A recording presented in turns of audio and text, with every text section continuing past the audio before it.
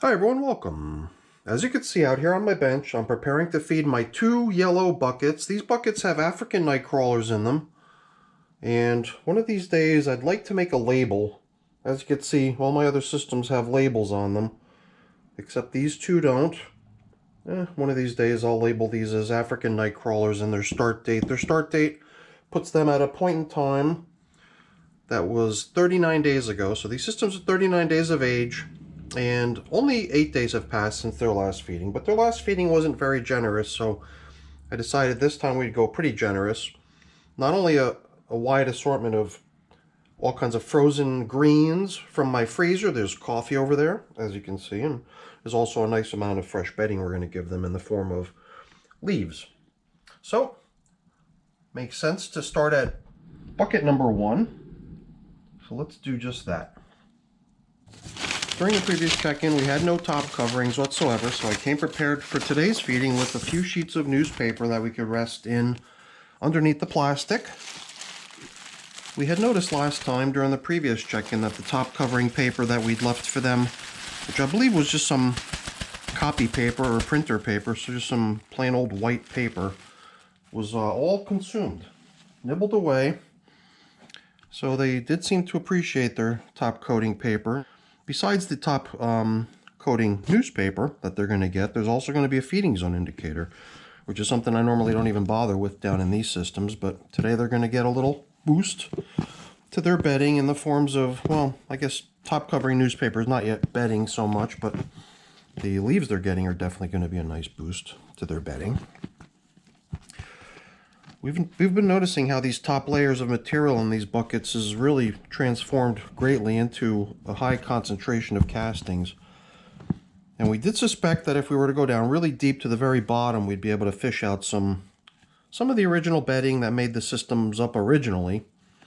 As you can see, the majority of what's been out here on the surface has been turned into castings, but I bet there's still a whole bunch of shredded paper down at the very bottom. Last time we scooped all the way to the bottom, but only in the very, very center of the bin bucket, and pulled out a good bit of shredded paper and cardboard mix, just like we're still able to do, as you can see.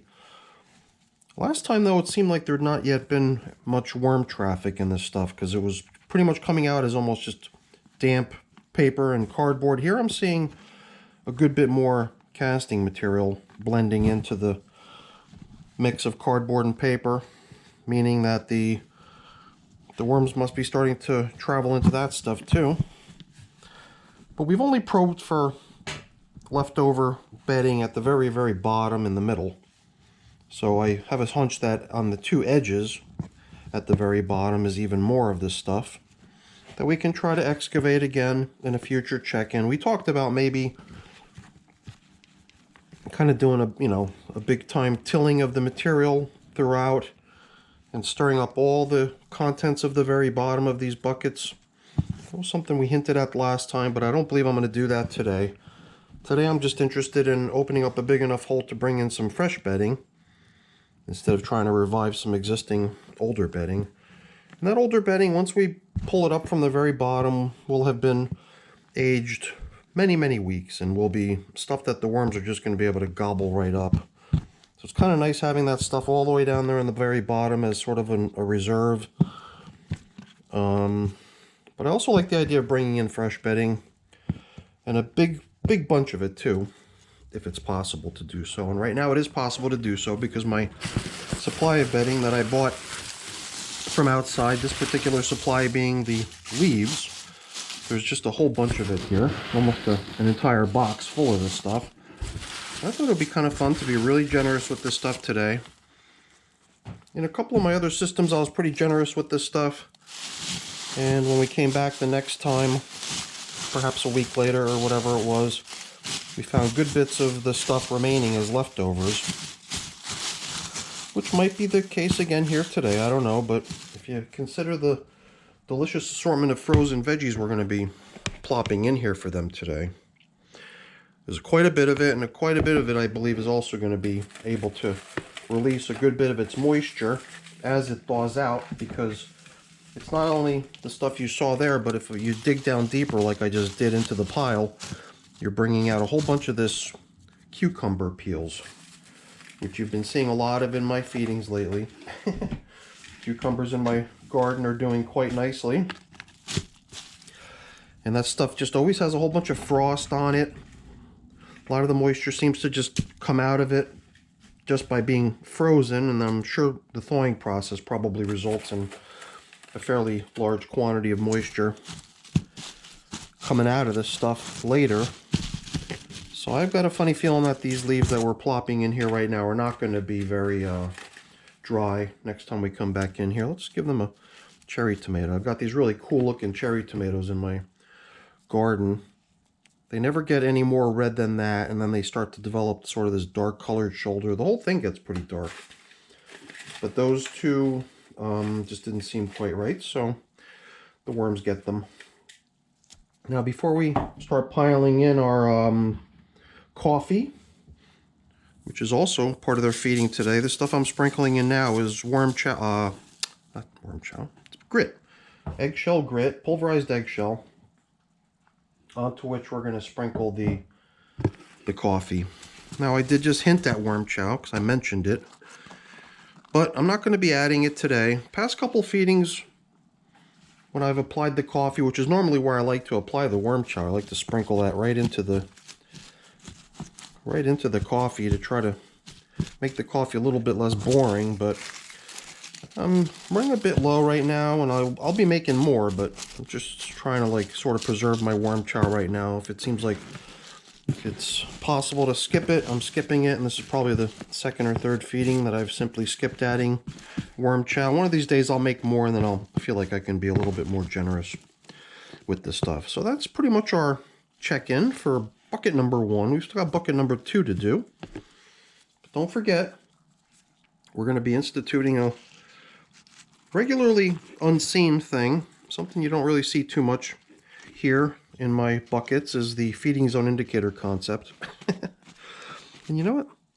What do I see here? Is that a flying insect of some sort? I don't know what the heck that thing is. It looked a little bit bigger than your typical kind of fruit fly or whatever it is that you normally see in my bins, the flying insects, gnats maybe. But I'd really just prefer to not have them around. And if you see one, you don't want to see more. Hopefully that was just sort of a, I don't know how we got into my basement. I don't see anything that looks like that ever. So I wonder if he was just part of that pile of leaves that I bought in the other day, just sitting in that box all that time and finally becoming freed from the box by being shaken out of there by me a moment ago. So let's get bucket number 2 out here in front of the camera so we can get them fed.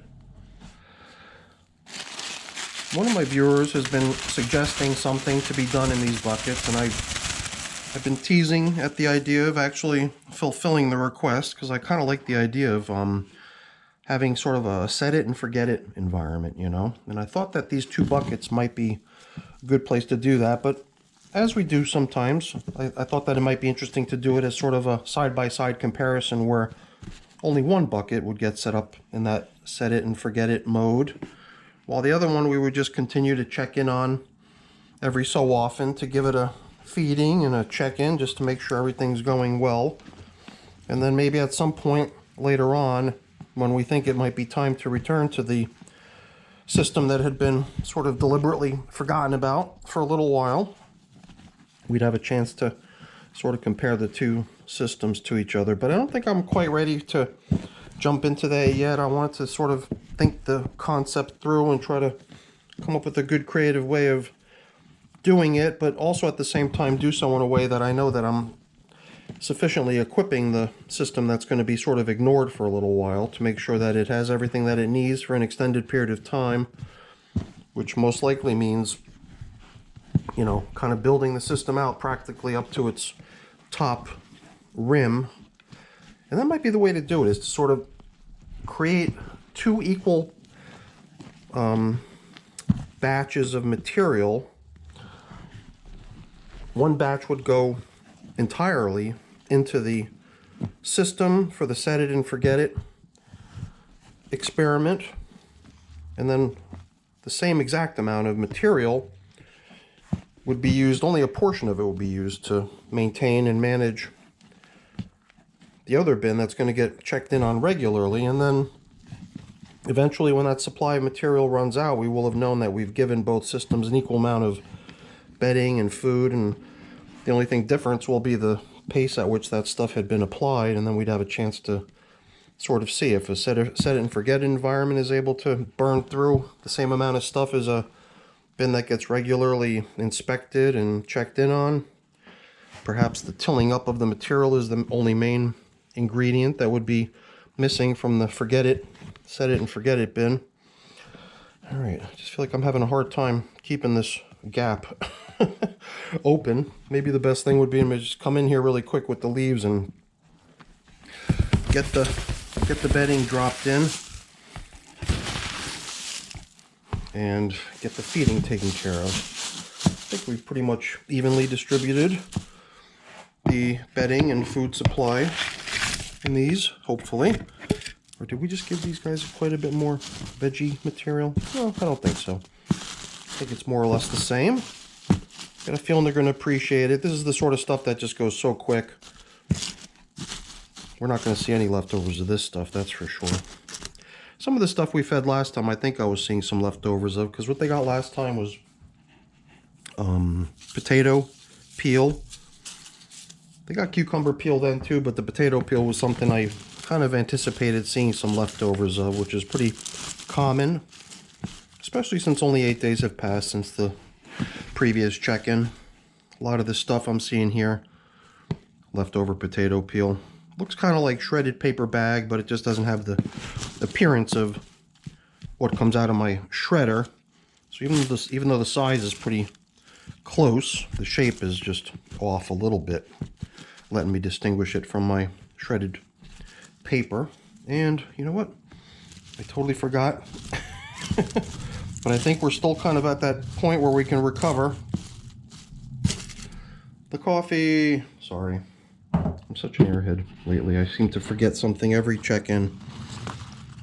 But usually if it doesn't require a great deal of excavation, I'm willing to backpedal a little bit to make up for a missed step. Something as simple as that is certainly forgivable and fixable pretty quickly. But if it had been anything more, like if I'd already gotten the top coverings on and everything, then I might not have bothered. But I think it was the top covering of feeding zone indicator and the absence thereof that reminded me that the coffee had not been applied. So I think we were destined to have to come back in here and add that coffee whether we liked it or not, regardless. All right, everyone, let's see. What do we have left? We've got the top covering newspaper bit, and there's just a little stem of a leaf sort of sticking up here, not allowing the paper to rest flush. So I think we're good now. And then on comes the plastic. So that's it for our check-in, everyone, with our yellow buckets. Hopefully you enjoyed it. If you did, as always, please don't forget to leave me a quick thumbs up before you go. That's always really appreciated. And if you haven't done so already, please also consider subscribing to the channel. That's very much appreciated as well. All right, everyone, thanks so much for watching. Have a great day. Bye now.